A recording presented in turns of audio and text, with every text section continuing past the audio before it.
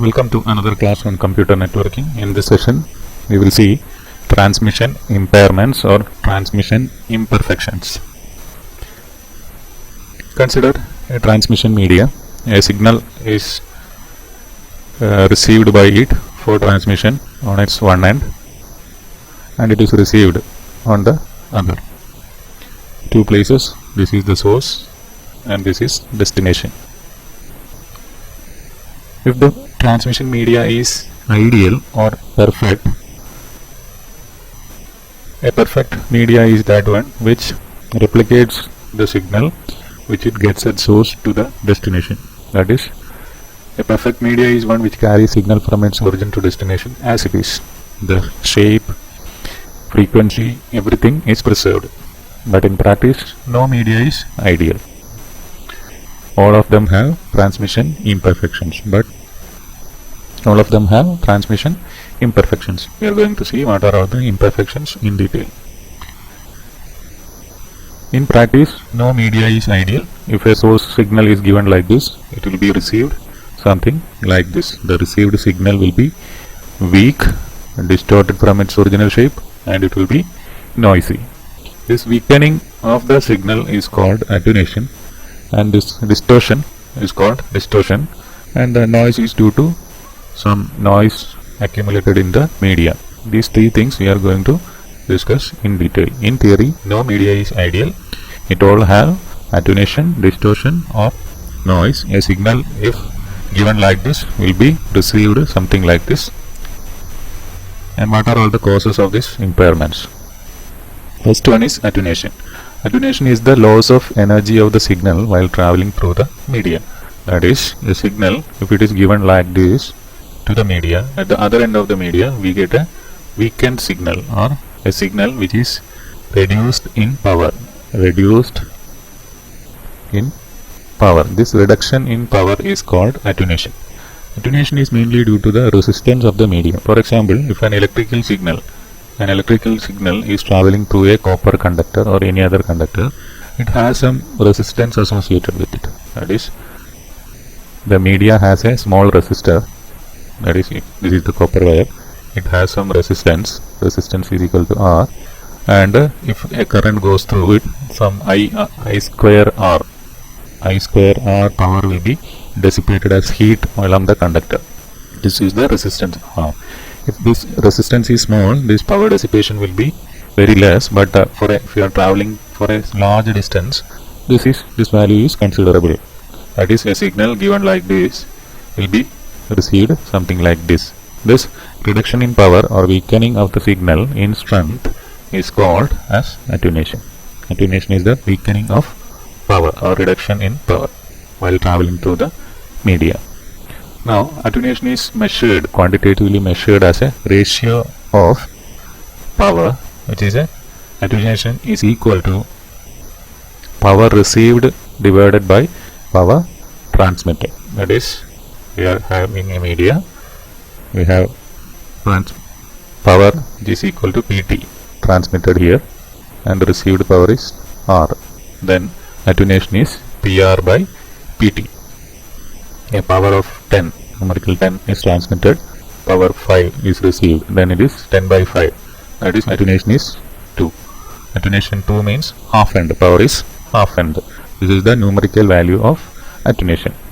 In design and everything, communication analysis, we use a logarithmic scale for attenuation, and that logarithmic scale is called decibel, or written as dB, and it is used most often in communication. The transmitted power is PT, received power is PR, then attenuation in dB will be equal to 10 log PR by PT. This is a logarithmic scale of attenuation. dB is equal to 10 log PR by PT, ratio of powers expressed in logarithmic scale into 10, that is decibel, dB, attenuation in dB. Now we will see an example. A signal passing through a medium. Power was half end, that is, a transmitted power PT, and it came at the other end as PT by 2. That is, in numerical scale, this ratio is 0.5. numerical scale ratio is 0.5. We will find out what is its attenuation in dB. In dB it will be equal to 10 log PR by PT. PR is equal to 0.5 PT. Substituting 0.5 PT here, PT and PT will go 10 log 0.5. It will be minus 3 dB. This minus signal indicates it's a reduction in power. If it is increase in power, then we will get a positive sign. Since attenuation is having reduction in power, so it will be always minus 3 dB, or we will write in other words as 3 dB loss. Like this also it can be expressed, 3 dB loss or minus 3 dB. In other words, a loss of power in half implies 3 dB loss. Power is half and then it is 3 dB loss. Like this, any value of attenuation can be converted into dB by substituting in this equation, that is 10 log PR by PT. The ratio expressed as 10 log, that is dB.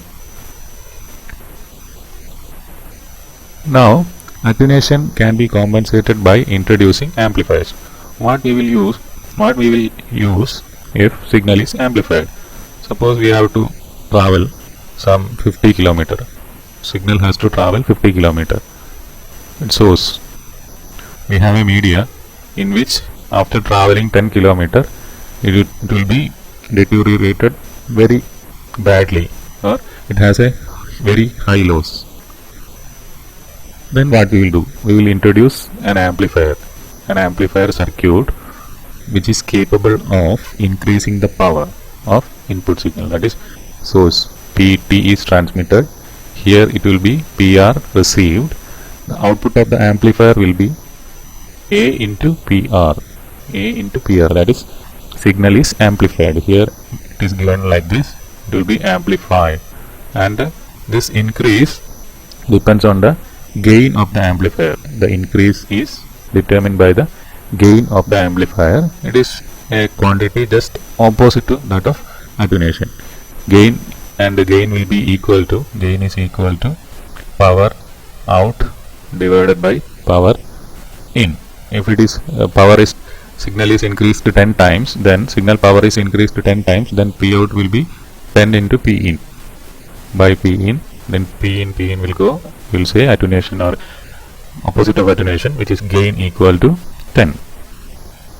It is, keep in mind that an amplifier is introduced wherever the signal is attenuated and it is made very low in power, then we can increase the signal strength by means of an amplifier. Suppose we have to transport, in the above problem we have to transport the signal to 50 km.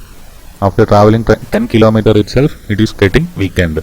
So we will introduce one amplifier at 10 km, then we will introduce another amplifier at 20 km, introduce another amplifier at, this is 10, 20, 30, then one more amplifier at 40 km, and then it will reach 50, it is received. Like this, wherever the signal is getting attenuated, we will introduce amplifier if necessary. Amplifier characteristics is the gain, or gain is given by power output divided by power input. That is, attenuation can be compensated by introducing amplifiers. Amplifiers are circuit used for increasing the signal strength. Amplifier's gain is just opposite of the attenuation and can also be expressed in decibel, or gain in dB equal to 10 log P out by P in. This P out by P in is actually gain in numerical value, gain in numbers. It can be expressed in logarithmic like this, 10 log P out by P in. Now we will see what are the advantages of this dB measurement. Since multiplication in ordinary scale is equivalent to addition in logarithmic scale, that is, suppose two numbers are multiplied, A into B in ordinary numbers. If we are taking logarithm of this A into B, that will be equal to log A plus log B. That is, multiplication in ordinary scale will be equal to addition in logarithmic scale. This is similar with division also. Log of A by B, log of A divided by B equal to log of A minus log of B. This, that is, multiplication and division in logarithmic scale is equivalent to addition and subtraction in the case of logarithmic scale. That is, signals or amplifier values or attenuation values can be simply added, loss or gain of multiple stages. That is, I have mentioned some 5 spans, introduce the amplifiers at each stage. In that case, it's a consecutive stage of some 4 or 5 amplifiers. That stage is the total loss or total gain, etc. Calculation is very much important in the case of system design and system study. In those cases, the gains, signals, all can be simply added if it is expressed in logarithmic scale. That is, by adding individual losses or gains, we can find the cumulative loss. That is the one advantage of logarithmic scale. Other advantage is that very small and a very large value can be incorporated in a scale while plotting a graph. That is, for small numbers as well as for large numbers, this logarithm, the variation in logarithm will be almost equal. So that is also one advantage of logarithmic scale. We are using log in communication mainly for this reason. That is, multiplication in ordinary scale is equivalent to addition in logarithmic scale. That is, multiplying signals individually, a signal like this. It is very difficult, as you can see. If a signal is like this and if another signal is like this signal into this signal means it is very difficult to calculate and all. If it is expressed in dB, we can very easily do it. dB measurement advantages. We will see a picture like this. One media, it is having a total loss of 20 dB. It is then amplified by using an 80 dB amplifier. Then it is transported over another media which has a loss of 16 dB and then again amplified to 18 dB. What will be the resultant or the total attenuation of these stages? It can be easily calculated as attenuation as minus 20, attenuation minus 60, or minus 20 minus 16 plus 80 plus 18. We have to see this amplifier gain is expressed as positive and attenuation is expressed as negative. It is minus 20 plus 18 minus 16, it will be 0 dB. That is power, which is PT1. Power inputted at this stage will be same as here. This is received as it is because the losses in these transmission medias are compensated by gain in these amplifiers. Total gain equal to 18 plus 18, 36. Total loss equal to minus 20 minus 16 minus 36. This is the advantage of dB measurement. This can be easily added to get the resultant power. dBm measure of absolute power. Up to this point, we have measured the relative power, that is ratio of power in dB. Ratio of power was measured, that is PT by PR or P1 by P2. It is measured in dB. In the same fashion, absolute power, that is PT or PR, can be expressed in decibel format and it is known as dBm measurement. Power in dBm. We will say power in dBm. Power is mostly measured in dBm instead of watt to get the same advantages. That is, we need not multiply. We can simply add if it is expressed in dBm. Power in dBm is measured relative to 1 milliwatt. That is a power P. How much it is related with the 1 milliwatt? That is expressed in logarithmic scale. That is power in milliwatt. Power in milliwatt expressed as log, 10 log. That is actually power in dBm. Power in milliwatt. This is the, if it is as a general equation, it can be expressed as like this. In general, power in dBm will be equal to 10 log power in milliwatt divided by 1 milliwatt. That is, it is expressed as a ratio relative to 1 milliwatt. Suppose it is 1 milliwatt power. Suppose the power is 1 milliwatt. Then the equation will be 1 milliwatt power. We have 10 log power in milliwatt divided by 1 milliwatt, which will be equal to 10 log 1 by 1 or 10 log 1, which is equal to 0, then 10 into 0, 0 dBm.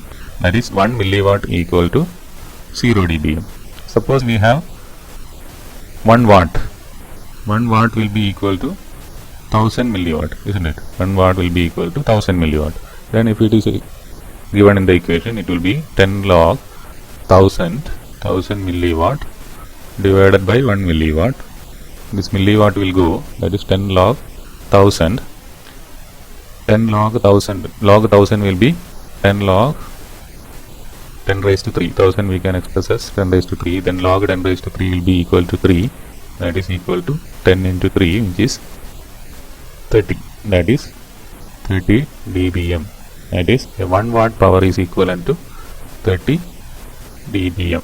Like this, any value of power can be expressed in terms of dBm by substituting in this equation. Some samples are given. 3 dBm means 2 milliwatt, 30 dBm means 1 watt, minus 3 dBm means 0.5 milliwatt, like that. Usually all the specifications and writings in communication, antenna design, optical fiber cable, if you see any documentation related to all those things, you will see power only in dBm. No wattage and all will be given. Power will be dBm only.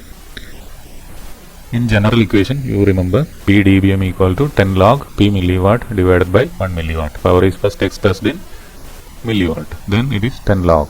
It is power in dBm. Attenuation in media like OFC or copper, it is told usually in dB per kilometer. That is attenuation of OFC, we will say 0.25 dB per kilometer. That means a 1 kilometer passage will introduce an attenuation of 0.25 dB. Then how much for 100 kilometer? Will we simply multiply 100 into 0.25, we will get 25 dB. If it is 50 kilometer, then we will get 12.5 dB, like that. Usually OFC has very low attenuation in the order of 0.25 dB per kilometer, like that. That's all about attenuation. Now we will see distortion. Distortion is the loss of shape of signal while traveling through the medium. That is, a square wave like this is given to the media. It will be received like this. That shape is not at all preserved. This is transmitted. This is the one which is received. Shape is distorted. That is called as distortion. This is due to the fact that, as I have mentioned, it's a collection of sinusoidal frequency. This square wave is a collection or sum of sinusoidal frequencies. Collection of sinusoidal frequency.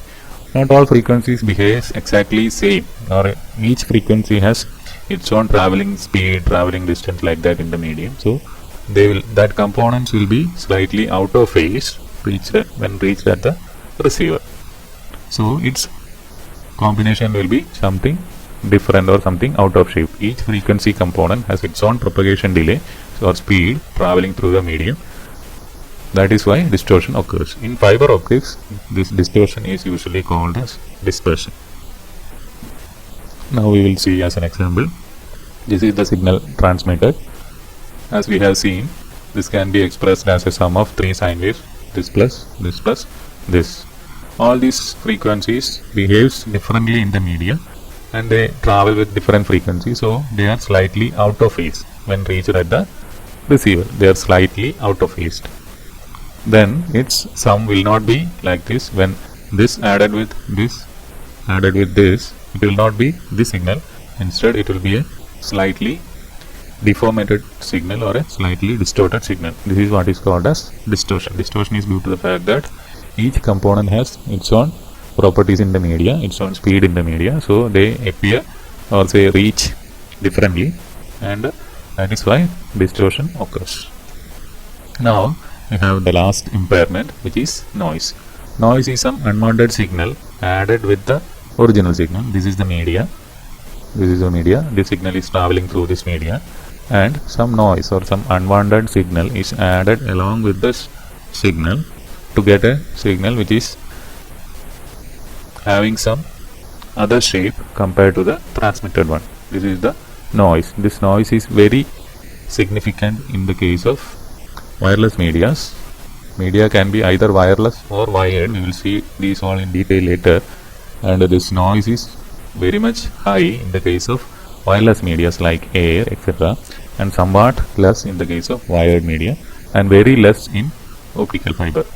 Optical fiber is practically noiseless only compared to other things. It is having very less noise only.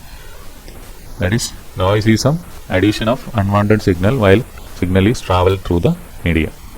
Noise can be of different types according to its origin, how it is originated. According to that, noise can be classified as thermal noise. Thermal noise is the one which is omnipresent, present everywhere due to the random motion of electrons. All medias will be having some atoms, atoms will be having some electrons, electrons will be moving randomly, and this random motion increases during temperature, high temperatures. At high temperature, the motion will be high and noise will be high. That is why it is called as thermal noise. Thermal noise is mainly due to the random motion of electrons in electronic circuits used for communication. These are the main one in amplifiers, etc. Amplifiers, modulators, etc. They are all electronic circuits. Electronic circuits have its own inbuilt thermal noise. Next one is induced noise. Induced noise are noise added to copper wires and all from outside, some household applications. Suppose a media is carrying some signal, copper media, and some motors, some home appliances are running very near to it. Suppose a motor is running. Motor is actually having some copper pairs, solenoids, etc. Some magnetic field will be produced around this motor, and it will be crossing this conductors, and slight current will be induced in this conductor due to this magnetic field, or this is called as induced noise. This is actually a noise which is induced over the signal through this copper wire. That is called as induced noise. Then the other one is crosstalk. Crosstalk means, suppose so many wires are laid together, one copper pair traveling near to another copper wire. Some magnetic field will be produced around here, and some magnetic field will be produced around here. Both of them will interact to each other. So some noise will be added in this conductor due to this, or in reverse. Some noise will be added in this conductor due to the magnetic field of this conductor. That is called crosstalk. That is how crosstalk is happening. This induced from other transmission wires is called crosstalk. Induced from outside sources is called induced noise. Induced noise, crosstalk. Then the last one is impulsive noise. Impulsive noise are all noises which are impulsive in nature. That is, it is not continuous. It occurs as a spike. A short-term noise having high amplitude. Such noises are called impulse noises. Impulse noises may be due to lightning or some electrical device starting like that. Such noises are called impulse noises. Then one important parameter for communication system design is SNR, that is signal to noise ratio. This indicates how a noise affects a signal. That is, it is a ratio of signal power to noise power. That is dB. It is also expressed in dB. SNR in dB will be equal to 10 log P signal by P noise. SNR is actually SNR ratio of signal power to noise power. A high SNR value high means signal power is high compared to noise power. A high value of SNR indicates the signal power is high compared to noise power. That is a good system. A low SNR means signal power is less compared to noise, or a high SNR indicates a good system. High SNR means good. Low SNR means low SNR. It is not good for communication. It indicates the strength of signal with respect to the noise strength. SNR of an ideal noiseless media is infinity. Practically it should be high. Theoretically it should be very high at infinity. But now circuit is having ideal SNR. We will select a media or an amplifier whose SNR is high. SNR is used as a measure of performance of a system over the effect of noise. Now we will see graphically. Suppose this is the signal and this is the noise. Clearly seen that in this picture noise power is very less compared to signal power. So signal plus noise will be like this, and high SNR which can be easily recovered from this signal. Now consider another case. Signal power is less compared to noise power. Noise is almost same, but signal is very weak. So signal plus noise will be something like this. So recovering the bits from this signal is very difficult. That is why it is called chance of bit error is there. Low SNR means not a good thing for communication system. The performance, for good performance, SNR should be high. That's all about this signal imperfections. Please remember these things. Attenuation means signal power reduction. Distortion means shapeless. Noise means some extra added. In this SNR in dB, it should be high, theoretically infinity. Attenuation in dB compensated by amplifiers. These all things you keep in mind. Thank you for watching.